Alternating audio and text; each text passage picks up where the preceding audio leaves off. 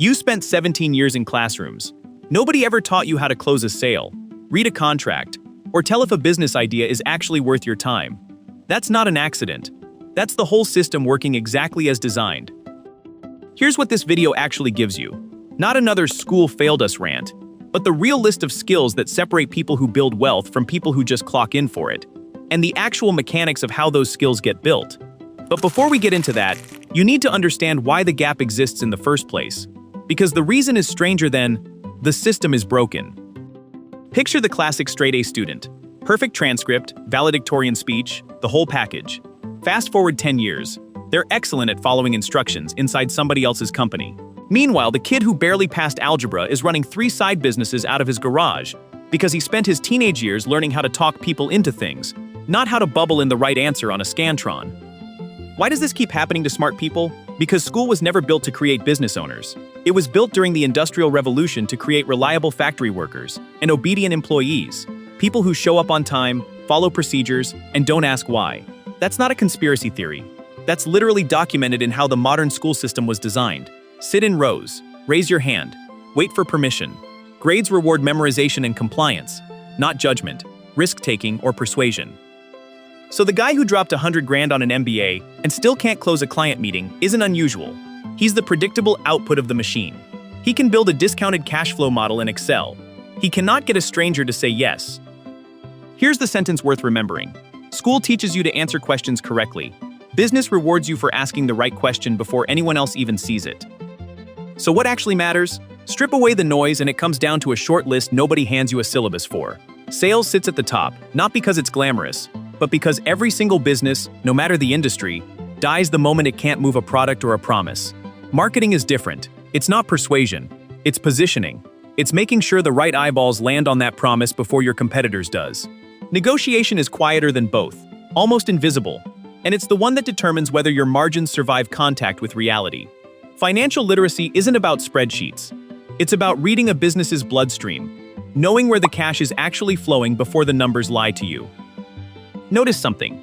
None of these show up on a report card. And that's exactly why the people who master them early get such an enormous head start. They're not competing with anyone, because almost nobody else even knows the competition exists. Now let's talk about the part nobody explains. The skill everyone assumes is soft and harmless, until it turns out to be the reason half the businesses on your street shut down. Networking sounds like a LinkedIn buzzword, something for people who like handing out business cards at conferences. It's not. It's risk insurance. Every founder who survives a brutal first year usually has one thing in common: a lender who trusted them, a mentor who warned them off a bad deal, a supplier who gave them 30 extra days on an invoice when cash was tight. None of that shows up in a textbook. It shows up in a relationship built months or years before the crisis hit. Here's a number that should scare you a little. 82% of business failures trace back to cash flow problems, not bad ideas, not weak products, cash flow.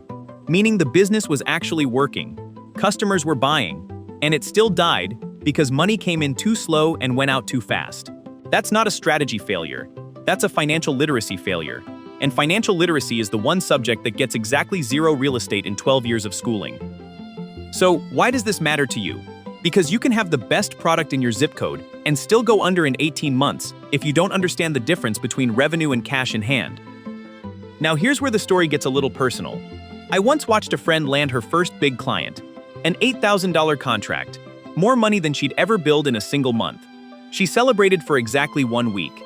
Then the client's payment terms kicked in, net 60. 2 months before that money hit her account, while rent, software subscriptions, and a part-time contractor still needed paying every 30 days.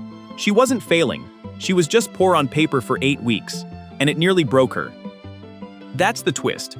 The thing that kills most businesses isn't a bad idea, a weak product, or even bad luck. It's the founder's inability to read their own numbers in real time.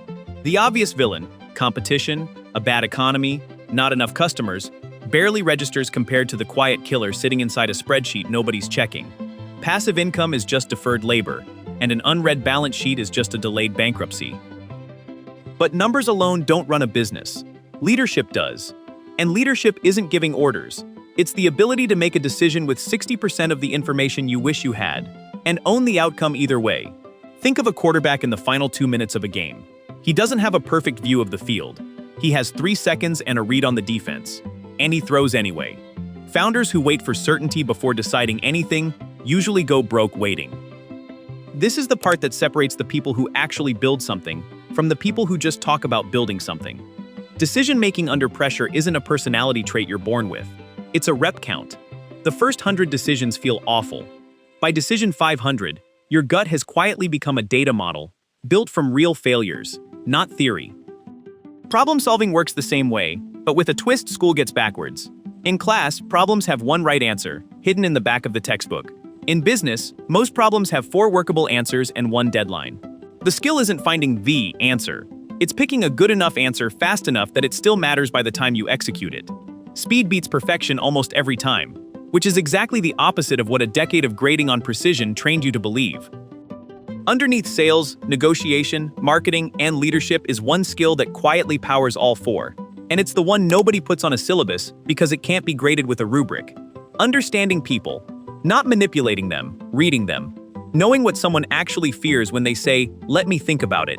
Knowing why a customer who says, "Too expensive," is usually really saying, "I don't trust this will work for me yet." Every negotiation, every sale, every hire, every partnership lives or dies on that read. You can memorize 1,000 closing techniques and still lose every deal if you can't sense what's actually happening on the other side of the table. So why does this matter to you specifically? Because the market doesn't pay you for what you know. It pays you for what you can get someone else to act on. And that's a fundamentally different skill than the one your report card measured. Imagine someone starting today with 0 business background, just a decent idea and some free time on weekends. They wouldn't start by writing a business plan. That's the textbook move, and it's usually the slowest one. They'd start by trying to sell the idea before it even exists. Cold messaging 10 strangers who match their target customer and just asking if the problem is real. Half won't respond. That's fine, that's data too. The ones who do respond will say something the founder never expected, and that single conversation is worth more than a semester of market research theory.